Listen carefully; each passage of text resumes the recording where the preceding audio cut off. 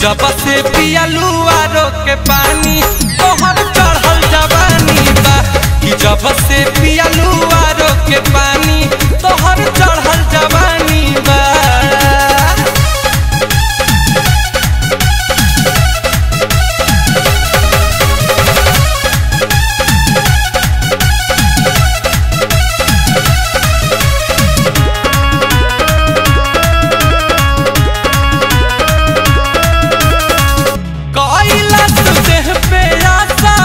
बढ़ल अंगड़ाई हो देख के मिजाज मन जाता गड़बड़ाई हो, जाता गड़बड़ाई हो।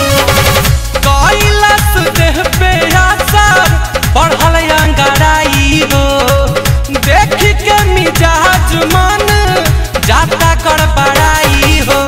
चढ़ल रवानी बा हो तोहर लहरल जवानी बा।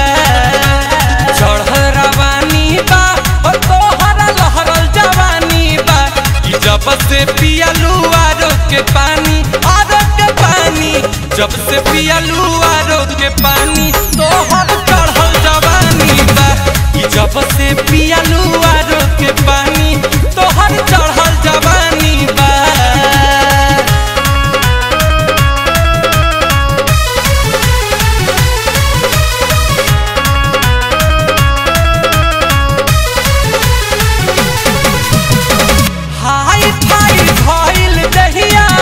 बदलल बचाल हो लागत नइखे गोरी भइलू 16 साल हो, भइलू 16 साल।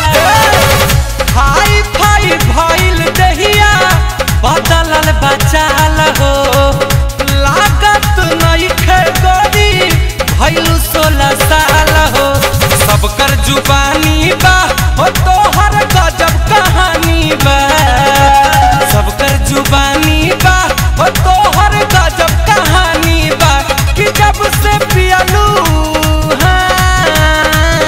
कि जब से पियलू आरो के पानी तोहर चढ़ल जवानी बा।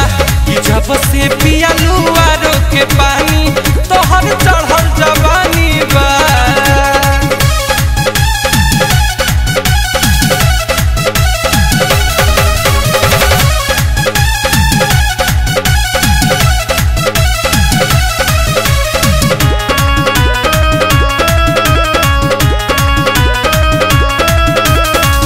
गोरे गोरे गाल खिलाल पहिला उठानी हो देखिए के गुंजन सिंह के होता परेशानी हो, होता परेशानी हो।